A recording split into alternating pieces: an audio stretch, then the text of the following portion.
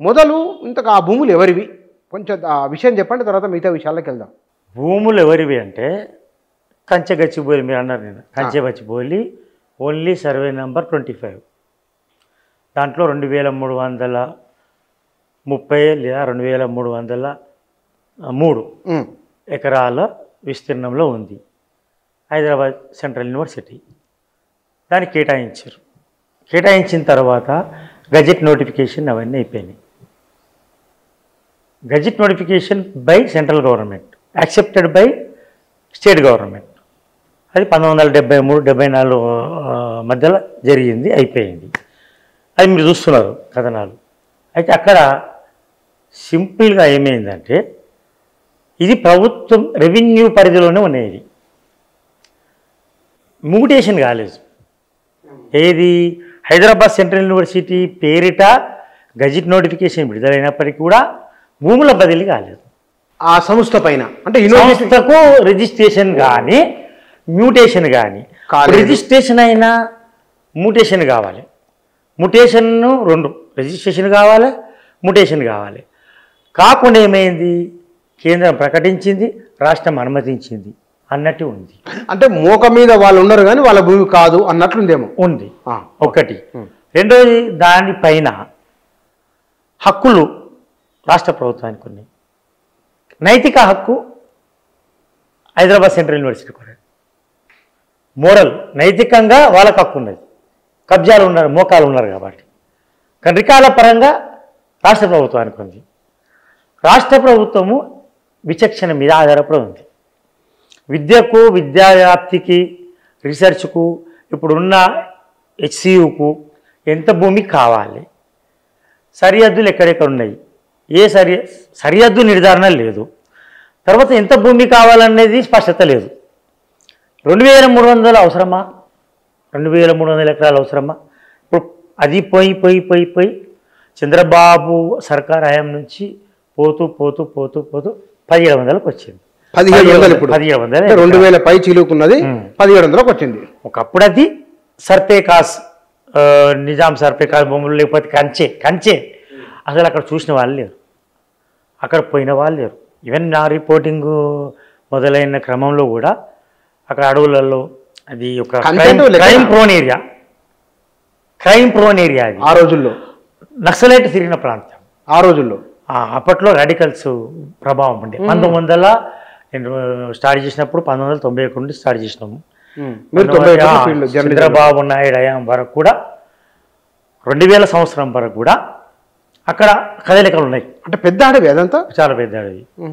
Radical movement ఉంది, నక్సలైట్ కదలికలు ఉంటాయి. అంటే అప్పట్లో అంటే సిటీకి దూరం కదా, అది సిటీకి ఎంత దూరం, ఇప్పుడు దూరం అనిపిస్తలేదు, అప్పుడు దూరం కదా. అప్పుడు దూరం 20 కిలోమీటర్లు. అప్పుడు మేమున్న అత్తాపూర్ ప్రాంతం దగ్గరైనా గచ్చిబౌలి దూరం ఉంటాయి. ఇప్పుడు గచ్చిబౌలి దగ్గర అయిపోయింది, యాక్సెస్ రోడ్స్ అయిపోయింది, మొత్తం ఒక న్యూ సిటీ అయిపోయింది, థర్డ్ సిటీ అయిపోయింది. థర్డ్ సిటీ అంటే మాదాపూర్ నుంచి గచ్చిబౌలి వరకు. ఏది ISB, Indian school of business management, IIT అన్నీ వచ్చేసినాయి. సో ఇప్పుడు మనం చూస్తే అది నగరం నడిబొడ్డు, నగరంలో మహానగరం, మామూలు నగరం, నడిబొడ్డు అనలేము కానీ నగరం కలిసి మహానగరమే, 3వ నగరం అయిపోయింది. ఇప్పుడు 4వ నగరానికి బాటలు ఆడుతుంది. అది తర్వాత ఇప్పుడు అప్పట్లో ఆ భూమి జంగలే, అంత ఫారెస్ట్ ఏరియాని, కానీ not notified under the forest act. Forest act కింద నోటిఫై కాలేదు. దట్ ఈజ్ ఓన్లీ అవుట్స్కట్స్, సర్కారీ కంచె, సర్కారీ భూమి, ఇప్పటికీ సర్కారీ భూమి, అప్పటికి సర్కారీ భూమి. కంచె అంటే పశువుల మేత కోసం వదిలేది, లేదా బఫర్ జోన్ పశువుల మేత కోసం, వంట చెరుకు కోసం, అన్ని అవసరాల కోసం ఉండేది కంచె అంట సహజంగా. మరి అట్లన్నప్పుడు ఆనాడు నిజాం రికార్డులలోనూ, అనంతరం 52 తర్వాత లేదా 47, మనది 48 కదా, 48 తర్వాత కేంద్ర ప్రభుత్వ రికార్డులో కూడా ఎక్కడ లేదా? ఇప్పుడు నేను పరిశీలించిన వరకు, లేకపోతే తెలుసుకున్నంత వరకు అయితే అది ప్యూర్లీ అండర్ ది కస్టడీ కాదు, రికార్డ్స్ వెరిఫై వల్ల రికార్డులలో ప్యూర్లీ గవర్నమెంట్ భూమి, ఇది స్టేట్ గవర్నమెంట్. సో నోటిఫై చేసిరు, గెజిట్ నోటిఫికేషన్ ఇచ్చిండ్రు, కానీ ఆ భూములను బదిలీ చేయలే. హైదరాబాద్ యూనివర్సిటీ పేరు మీద కేంద్ర మానవ వనరుల శాఖకు కానీ బదిలీ చేసినట్టు లేదు. అందరిది మేము ఇచ్చినాము, మీరు తీసుకున్నారు అంతే. ఎంత ఇచ్చినాము? 2300 మీరు తీసుకోండి అన్నాం. కానీ మా అవసరాలు ఉన్నాయి కదా, ఇప్పుడు విద్యా అవసరాలు కదా, అభివృద్ధి.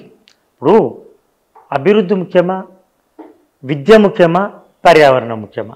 విద్యకు మేము కేటాయించినాం, 10,000 అవసరం లేదని రాష్ట్ర సర్కారు వాదన. ఇంకొకటి సింపుల్ ఏమంటున్నారు, అప్పట్లో ఐఎంజీ బెల్లిరావుకు స్టేడియం నిర్మాణం కోసము ఇతర అవసరాల కోసము 400 ఎకరాలను చంద్రబాబు హయాంలో అప్పటికి గచ్చిబౌలి స్టేడియం వచ్చింది, ఐఎస్బి వచ్చింది, ఐఐటి వచ్చింది. దాంతోపాటు రాజకీయ మతలబా, అభివృద్ధి మంత్రమా, లేకపోతే నోట్ల తాంత్రమా ఏమైనా కావచ్చు, బెల్లిరావుకి ఇచ్చారు. బెల్లిరావుకి ఇచ్చినప్పుడు ఆయన యూజ్ చేసుకోలే అన్నారు. కానీ ఆయనకి ఇచ్చిన ఈ బెల్లిరావు ఎవరు? బెల్లిరావు మనకు తెలిసిన మళ్ళీ పెద్ద సబ్జెక్ట్, మళ్ళీ అది స్కామ్, ప్రైవేట్ వ్యక్తి, చంద్రబాబు కావాల్సిన వ్యక్తి అని, లేకపోతే ఆయన ఉన్న పలంగా అప్పచెప్పిండని, నియమ నిబంధనలు పాటించలేదని అప్పట్లో పెద్ద గొడవ అయింది, అయిపోయింది. దాని మీద అప్పట్లో పిసిసి అధ్యక్షుడు ఉన్న రాజశేఖర రెడ్డి కేటాయింపుల మీద ఉద్యమం కూడా చేసింది. వెరీ నెక్స్ట్ ఇయర్కు గవర్నమెంట్ మారిపోయింది. ఆయన బెల్లిరావు అనుకోలేదు, చంద్రబాబు అనుకోలేదు, గవర్నమెంట్ మారిపోతుంది మన కేసీఆర్ కానీ ఆయన కూడా అనుకోలేదు. అక్కడ మారడగానే ప్రభుత్వం దాని మీద పంజాబ్ మళ్ళీ రీబ్యాక్ చేసుకుంది, మళ్ళీ వెనక్కి తీసుకుంటే కేసు పడ్డది. అంటే రోజు వస్తున్న కథనాలు ఇవి. కేసు పడ్డది, కేసు సుప్రీంకోర్టు వరకు వెళ్ళింది. ఇప్పుడు ఆ ఉన్నత న్యాయస్థానం కూడా అది సర్కారు భూమి అని చెప్పేసింది, స్పష్టత చేసింది. ఇచ్చిన రీసెంట్ సుప్రీంకోర్టు అండ్ హైకోర్టు రెండు ప్రభుత్వానికి అనుకూలంగా తీర్పు వచ్చింది. ప్రభుత్వానికి అనుకూలంగా తీర్పు వచ్చింది. ఇప్పుడు ఇది 2004లో వైఎస్ రాజశేఖర రెడ్డి గుంజుకోవడం ఏంది, మళ్ళీ బ్యాక్ తీసుకున్నారు. ఆయన కేటాయింపులను అది చేసింది అంతే. దానికి కోర్టులో సవాల్ చేసింది ఆయన. ఆ సవాల్ చేస్తే అది పెండింగ్ పడి ఇప్పుడు వచ్చి క్లియర్ అయిపోయింది. రేవంత్ హయాంలో క్లియర్ అయిపోయింది. గతంలో కేసీఆర్ సర్కార్ హయాంలో కూడా అది పెండింగ్ ఉండే, కాబట్టి కేసీఆర్ సర్కార్ అటువైపు చూడలే. అప్పుడు నిజంగా కేసు ఫేవర్ అయిన ఉంటే ఆయన కూడా వేలం వేస్తుండినాము, చెప్పలేం కదా. వేలం అనేది ఒక వేలం పాట అనేది ఒకటి, ఆక్షన్ అనేది ఒక జూదంలాగా అయిపోయింది మన సర్కార్కు. ఎందుకంటే ఒకటి నడవాలంటే, ఒకటి గడవాలంటే ఒకటి అమ్ముకోవాలి. కుచ్ పానేకి లియే కుచ్ కోనా హై. సంక్షేమ పథకాలు నడవాలి, అది నడవాలంటే నువ్వు ఇప్పుడు అమ్ముకోక తప్పదు. నేనేమంటున్నా, ఇప్పుడు మీరు అన్నారు సర్కారు భూమే ఈ భూమి, సర్కారుకి హక్కులు ఉన్నాయి, నైతిక హక్కు లేదు, మోరల్ ఇదో మెలికే ఉంది. ఎట్లా మెలిక అంటే ఇప్పుడు కంచె ఆ రోజు ప్రభుత్వాలు నిజాం కావచ్చు, పెద్ద పెద్ద ప్రభుత్వాలు కావచ్చు, అప్పుడు అవసరాలు తక్కువ ఉండొచ్చు. అప్పుడు ప్రకృతి అవసరాలను గుర్తించారు.